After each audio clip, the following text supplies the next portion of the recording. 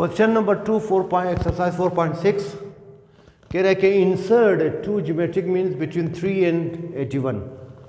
3 और 81 के दरमियान 2 ज्योमेट्रिक मीन हमने इंसर्ट करना है, यानी फाइंड आउट करना है।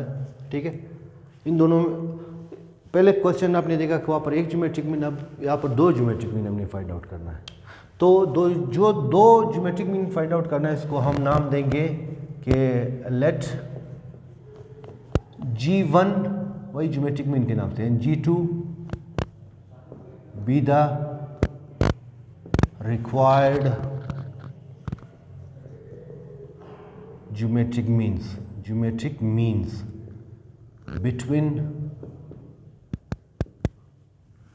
between 3 and 81। ठीक, तो इसका मतलब क्या है कि अगर हमारे पास यहाँ पर आप यूँ समझे कि अगर यहाँ पर हमारे पास है 3, तो 3 को अगर आप r के साथ मल्टीप्लाई करें तो ये हासिल होगा G1। फिर G1 को अगर आप मल्टीप्लाई करें r के साथ तो ये हासिल होगा G2। ठीक है, G2। फिर G2 को अगर आप r के साथ मल्टीप्लाई करें तो ये हासिल होगा क्या, 81। तो ये 2 नंबर हमने फाइंड आउट करना है। ठीक है, आई होप बात समझ में आ गया होगा। तो ज़रा देख ले तो क्या आ जाएगा। आप यूँ कह सकते हैं कि चूंकि एक फिक्स नंबर के साथ अगर आप मल्टीप्लाई करें पहले टर्म 3 को, तो ये G1 हासिल होगा। फिर G1 को r के साथ मल्टीप्लाई करें, G2 हासिल होगा। G2 को r के साथ मल्टीप्लाई कर ले, r के साथ मल्टीप्लाई करें तो ये क्या होगा, 81 हासिल होगा। तो ये ज्योमेट्रिक प्रोग्रेशन बन गई, ये 4 जो नंबर्स हैं। तो दैट्स वाई इसको हम लिख सकेंगे कि अगर ये दोनों G1 G2 ज्योमेट्रिक मीन्स है इन दोनों के दरमियान, तो इसका मतलब क्या है, इसका मतलब ये है कि 3, G1 G2 and 81 are in geometric progression. ये चारों क्या बनाएगा, ज्योमेट्रिक सीक्वेंस बनाएगा। ठीक है, यानी इसको अगर फिक्स नंबर r के साथ मल्टीप्लाई करिए हासिल होगा, इसको r के साथ मल्टीप्लाई करिए हासिल होगा, इसको r के साथ मल्टीप्लाई करिए हासिल होगा।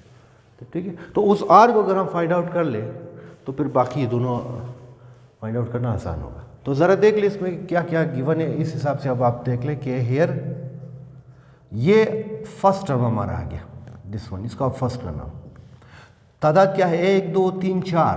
तो n is equal to number of terms इस सेक्वेंस में क्या है, 4। एंड ये कौन सी रकम है, ये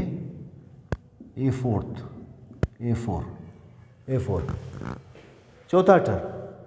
ठीक, तो बहुत सी चीज़ें गिवन है। अब r को हमने फाइंड आउट कर, अगर r मालूम हो गया तो इसको r के साथ मल्टीप्लाई करें ये हासिल होगा, इसको r के साथ मल्टीप्लाई करें ये हासिल होगा। सो अब r को मालूम करेंगे, तो r को मालूम करने के लिए हम ये जो 3 इंफॉर्मेशन दी गई इसकी मदद से हम इसको मालूम करेंगे। तो किस तरह मालूम करेंगे, ज़रा आप देख लें। ये देखिए, आप जानते हैं इससे पहले कि an किसके बराबर है, a1 rn-1। ठीक, यहाँ पर कोई भी नंबर डालें, यहाँ पर क्या होगा, माइनस होगा। अब देखिए a4 दिया हुआ है, तो इसको अगर मैं लिख लूँ a4, ठीक है, a4 होगा, तो यहाँ पर क्या होगा a1, यहाँ पर क्या होगा 4 - 1। तो a4 को हम लिख सकते हैं क्या, a4 को लिख सकते हैं a1 r3, just like that. इसको यही रखे, अभी हम इस्तेमाल करेंगे यहाँ पर। नाउ A4 बराबर है किसके, 81, ये तो हमें गिवन है। ठीक है, बट अगेन A4 किसके बराबर है, A1 × r3। तो इसकी जगह हम लिख सकते हैं क्या, इसकी जगह हम क्या लिखेंगे, इस A1 × A1 r3। ठीक है, ये 81, ये हवाला आपने ज़रूर देना है। ठीक है, आप इसको बेशक इक्वेशन 1 नाम दे, जिसको 2 का नाम दे दे, फ्रॉम 1 × 2 ये कर ले, या दरमियान यहाँ पर भी आप लिख ले, कोई बात नहीं है। ठीक है, तो ये चीज़ आ गई, हम यहाँ पर लिख लें। अच्छा जी, अब यहाँ पर देखिए A1 है, A1 किसके बराबर है, 3, ये आ गया 3। ठीक है, r3 और ये 81, ये 3 यहाँ पर मल्टीप्लाई और इस तरफ जाकर क्या होगा, डिवाइड होगा, ये r3 81 डिवाइडेड बाई 3। तो 81 को आप 3 पर डिवाइड करिए, आ जाएगा क्या, 27। यस, 27 को आप लिख सकते हैं क्या, 3 मल्टीप्लाई बाय 3। तो क्या हासिल होगा, r3 ये बराबर होगा 3 क्यूब के।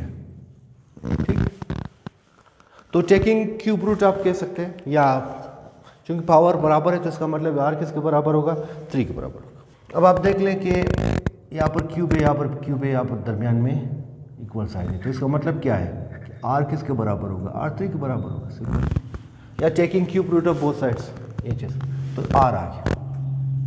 अब आर आ गया, now we can find, now देखिए A2 अगर हो तो आप इसको क्या लिख सकते, A1 इंटू आर। अब A2 का नाम हमने क्या दिया, देखिए ये 3 ये A2 है, तो G1,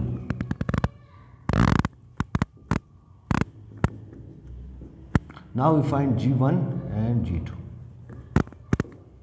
ठीक। तो G1 क्या आ गया, ये चीज A1 की जगह क्या होगा, A1 हमें गिवन है 3 मल्टीप्लाई बाई 3, तो ये G1 आ गया हमारे पास 9, ठीक है। और इसी G1 को अगर आप G2 क्या किसके बराबर होगा, G1 को आप R के साथ मल्टीप्लाई करें, जैसा कि हमने डिस्कस किया था। इसको R के साथ मल्टीप्लाई किया, ये हासिल हुआ, इसको R के साथ मल्टीप्लाई करेंगे तो ये हासिल होगा, तो 9 मल्टीप्लाई बाई 3 ये हासिल हुआ, G बराबर है 20, G2 बराबर है 27। Thus the required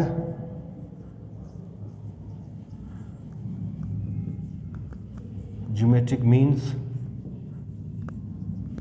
between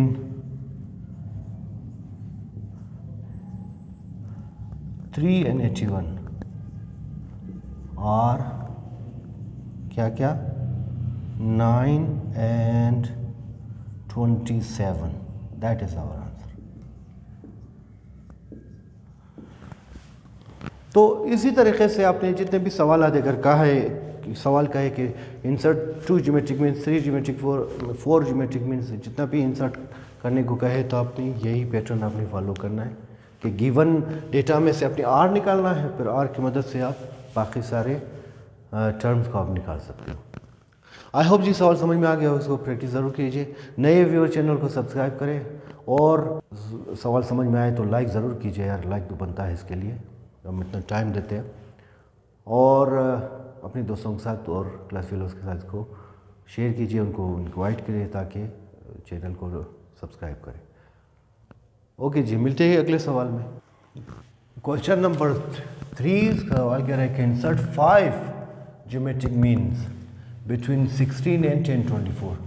तो 5 ज्योमेट्रिक सीक्वेंस, ज्योमेट्रिक मीन्स हमने फाइंड आउट करना है 5। सोल्यूशन, तो हम इसको कहेंगे लेट G1, इसी तरह G2, G3, G4 and G5 be the required geometric means between कौन से 16 एंड 1024, इन दोनों के दरमियान। तो इसका मतलब क्या हुआ, इसका मतलब ये है कि देयरफॉर ये क्या बनाएगा, 16 फिर G1, ठीक है, G2, G3, G4, G5 and 1024 are GP, are in GP, या दे फॉर्म GP आप कह सकते हैं, ठीक है। ये GP बनाएगा, ज्योमेट्रिक प्रोग्रेशन या ज्योमेट्रिक सीक्वेंस में ये सारे होंगे। तो देखिए यहाँ पर क्या होगा, क्या गिवन है, बिल्कुल उसी तरह हमने R सबसे पहले फाइंड आउट करना है। A बराबर है 16 के, नंबर ऑफ टर्म कितना है, 1 2 3 4 5 6 7, 5 ये हो गया, तो ये 2, तो n बराबर 7। और ये क्या होगा, ये first term, second, third, fourth, fifth, six, ये 7 होगा, तो ये A7 1024, ठीक। बिल्कुल उसी तरह ना हो,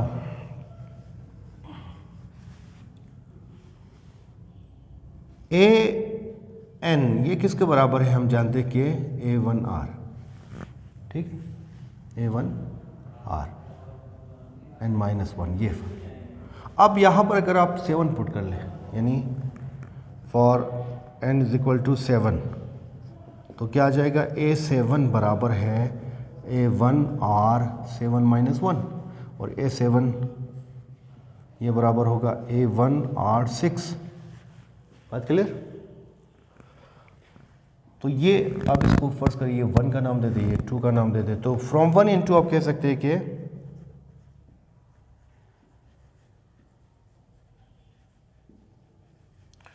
देखिए A7 1024, तो इसका मतलब क्या हुआ A1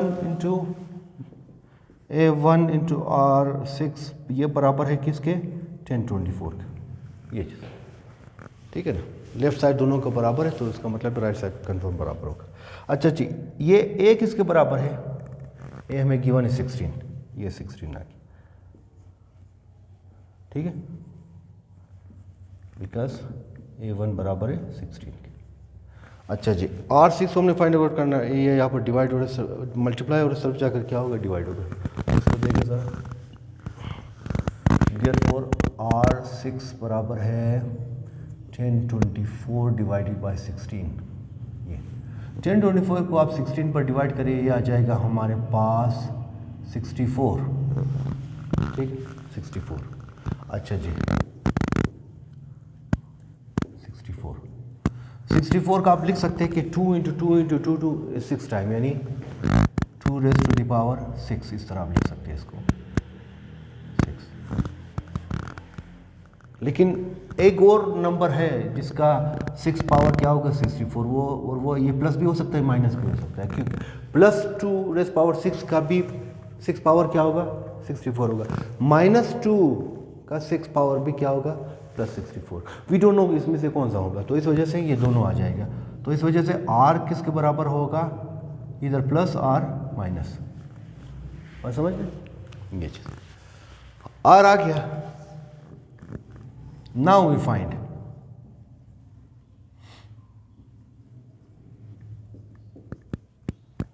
पहला G1 एक तरह से दूसरा टर्म है, ठीक है, ये दूसरा टर्म, तो इसको अगर आप इसके साथ R के साथ मल्टीप्लाई कर ले, ठीक है, यानी 16 मल्टीप्लाई बाय ये +-2, तो ये क्या आ जाएगा G बराबर है 16, ये मल्टीप्लाई होगा तो ये क्या होगा 32, तो दो नंबर आ जाएंगे, इधर +32 और -32।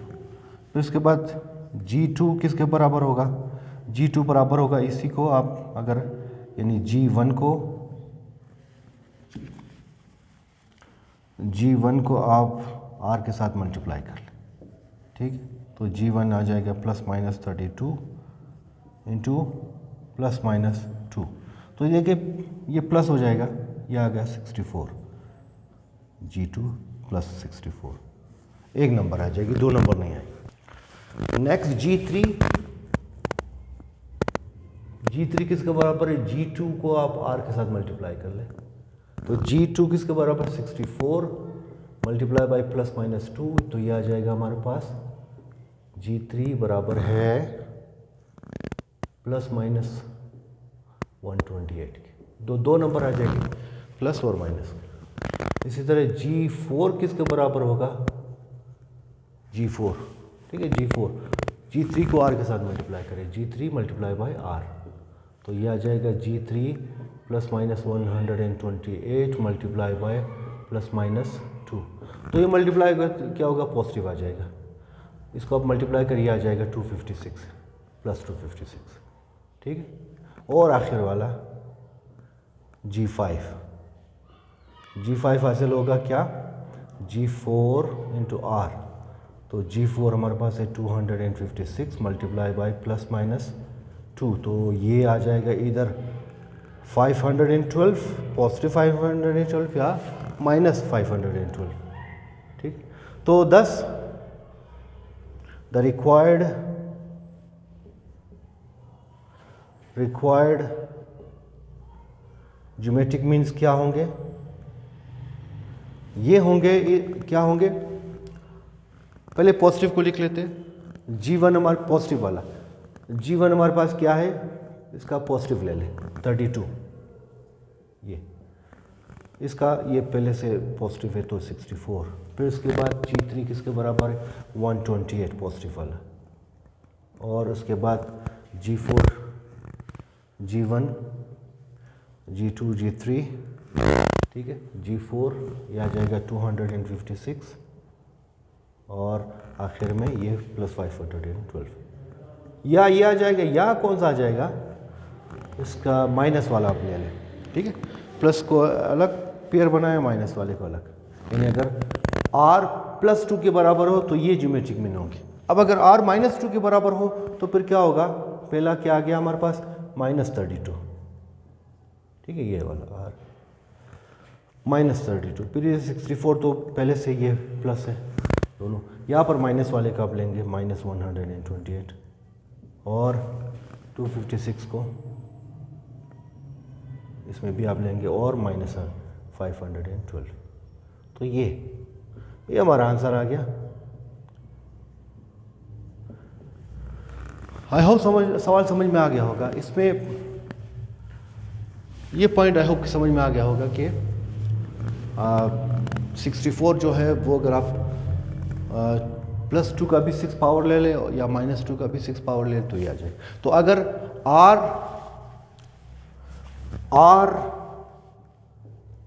+2 के बराबर है तो ये सारे होंगे, और अगर r -2 के बराबर होगा तो ये ज्योमेट्रिक मीन्स होंगे, 5 geometric means between 16, 20 and 24। I hope सवाल समझ में आ गया होगा। इसको प्रैक्टिस ज़रूर कीजिए, प्रैक्टिस ज़रूर करना है, एक दूसरे के साथ डिस्कस भी करें तो अच्छी बात होगी। अगर आप ग्रुप में पढ़ते हैं तो कॉन्सेप्ट आपने क्लियर करना है। सवाल समझ में आए तो लाइक ज़रूर बनता है, अपने दोस्तों के साथ, क्लास फेलों के साथ भी। ये आप एक तरह से हमारी फ़ीस है कि आप इसे अपने दोस्तों के साथ, क्लास फेलोज़ के साथ शेयर कीजिए और उनको भी इनवाइट करें ताकि हमारे चैनल को सब्सक्राइब करके वो भी इस्तेफ़ादा कर ले और हमारे चैनल भी ग्रो कर ले।